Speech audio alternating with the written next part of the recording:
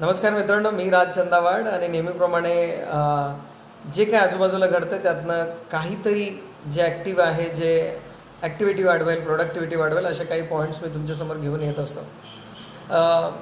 मागच्या महिन्यामध्ये जर तुम्ही बघितलं असेल, महाराष्ट्रामध्ये पंढरीची वारी दर सालाबादप्रमाणे याही वर्षी वारीला लोक गेले होते आणि त्याच्यामध्ये पाहता पाहता मला एक गोष्ट अशी वाटली की अरे ही गोष्ट आपण या वारीमधनं शिकू शकतो. आणि तोच पॉईंट जर मी तुम्हाला सांगितलं की लोकांसमोर मांडला तर मी त्यातनं लोकांनाही काही 4-2 गोष्टी शिकायला, समजायला, ऐकायला मिळते.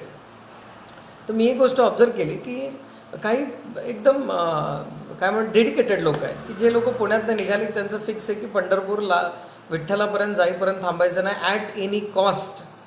कितीही त्रास झाला, मग आजारी पडले, ताप आला, पाय दुखला, पाय सुजले, ठेस लागली, रक्त निघालं, काही देणे घेणं नाही, फिक्स म्हणजे फिक्स.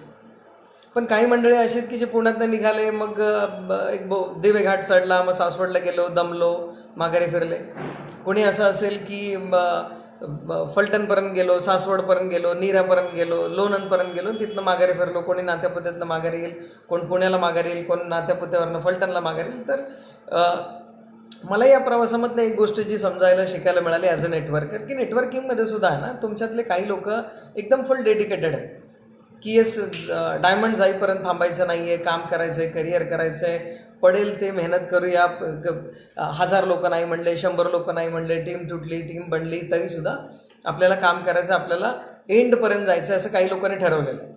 पण सगळ्यांचं असं नाही आहे. काही लोक तुमच्याबरोबर सासवडपर्यंत आहेत, काही लोक नीरापर्यंत फिरून परत माघारी येणारी आहेत, काही लोक आहेत ते जे मगाशी म्हटल्याप्रमाणे नात्यापुत्यात फलटणमध्ये थांबणार आहेत. मग कोणीतरी थांबलं आहे म्हणून ज्याचं डेडिकेशन ठरलेलं आहे, ज्याला वाटते मला जायचं आहे, ज्याला वाटते की माझं टार्गेट कंप्लीट झालं पाहिजे, अशा माणसानं थांबण्यामध्ये काही पॉईंट नाही. म्हणजे तुमच्याबरोबर प्रवासाला 100 लोक निघाले आणि 50 लोक टप्प्याटप्प्यानं थांबली म्हणून उरलेल्या डेडिकेशनवाल्या 50 लोकांनी थांबण्याचं काही कारण नाही. हा लाईफचा फंडा आहे.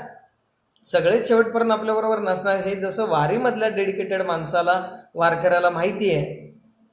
मग नेटवर्किंगमधले जर आपण वारकरी असू आणि आपल्यामधले 4-2 लोक थांबले है ना, तर आपण थांबायलाच पाहिजे असं नाही. आपण आपलं टार्गेट कंप्लीट करूया. आपल्याला पंढरपूरला गेल्यावर जो आनंद मिळणार आहे, जे विठ्ठलाला पाहिल्यानंतर त्याच्या पदस्पर्शानं जे काही सुख मिळणार आहे, ते सुख मिळवायचं असेल तर कोण कुठे कधी थांबलं, कोण माघारी पळालं, कोण वळालं, कोण दुसरीकडे गेलं, हे बघण्यामध्ये काही मजा नाही.